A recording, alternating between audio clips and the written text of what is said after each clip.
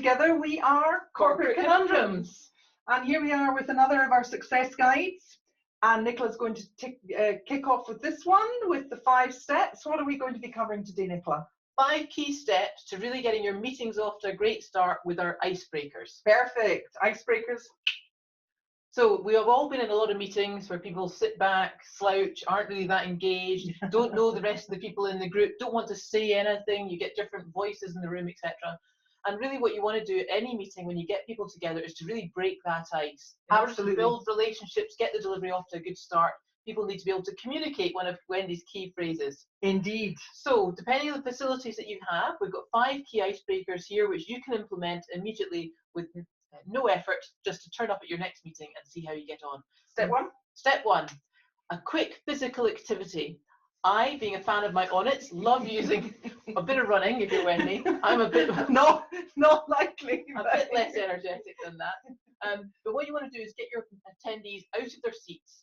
Immediately putting people out of their seats, get them slightly out of their comfort zone. It forces them to interact, laugh, hello. But what I love to do is I love to give them a pile of onnits. I love to stand them in front of a magnetic whiteboard and get them to throw them. Oh, good idea. It could be passing balloons between legs. Yeah. It could be seeing how fast you can run from one end of the room. You could do star jumps. You could do a little bit of Jane Fonda workout. Power pose. Really, the activity itself isn't what really matters. What you're trying to do is boost energy, because we all know that if you get people physically moving, it ups the endorphins, it gets the adrenaline running. Breaks down barriers. And they're really going to give you much more input into your meeting. Step 2? Step 2 is, it's one of the more traditional ones. 3 things about me, or 3 things about you, that people don't already know. And people love saying, my family, or something like that. No, we need to be asking for something that is unique, something. Oh, interesting. Yeah, carry on, Nicola. Something that's unique. Prime Minister time here.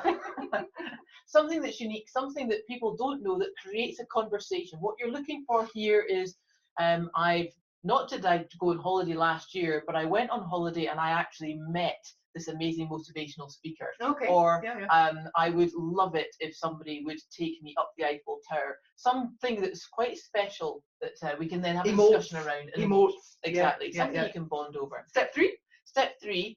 I'm not much of a drawer myself, but it tends to create a few laughs. Draw the person opposite you. Get a piece of paper, get up on the whiteboard, and you've got 2 minutes to draw something, a sketch. In front of everybody? In front of everybody, oh, absolutely. Wow. Okay. Well, you're looking for people to be confident, to build confidence, to know that they're in a safe zone. So if they're happy to stand up and do a little sketch, then, and of course you all share that, and you can then, if you've got time, you can ask them to describe why is it that they chose those particular characteristics, such as a long neck or perhaps big eyes or something. Yeah, big eyes, yeah. Get a bit of discussion going. And step 4? Step 4 is guess who. Step 4 is where you actually ask each of the participants to write down 3 things about themselves that other people in the room aren't going to know.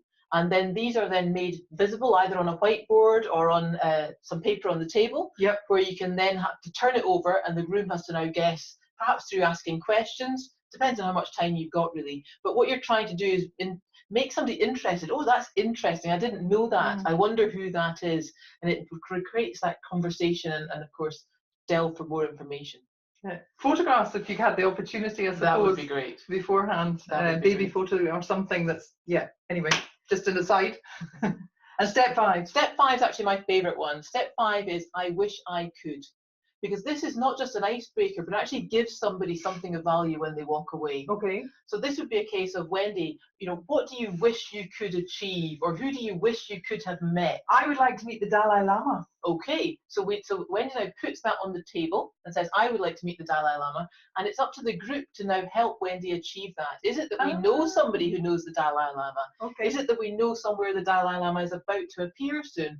Or is it perhaps some action steps that Wendy could take to enable her to be in a better position to be able to meet the Dalai Lama? So it really gets into a conversation. We can also ask Wendy why she wants to meet the Dalai Lama. I'd also quite like to meet the guy that's in, what's that musical called? What's the musical called about the circus? Oh, The Greatest Showman. What's his name? The guy that's in it? Don't know. Anyway, Hugh Jackman. Right. He's also on my list of who I'd like to meet. Well, who knows? Maybe somebody watching our podcast is going to know Hugh Jackman and he can sort that out for you, Wendy. But you see, just even by bringing the conversation up, we've learned a bit about Wendy. She was going from the Dalai Lama to Hugh Jackman. Bit But of both. also, if we know something that we can then help her on that journey with, it's really actually going to be a motivator. Great. So So 5 key steps. Quick recap, physical activity, then going number 2, 3 things you want to learn about the person. That's right. Number 3 is drawing on a whiteboard in front of everybody. Number 4, guess who? And number 5, I wish I could.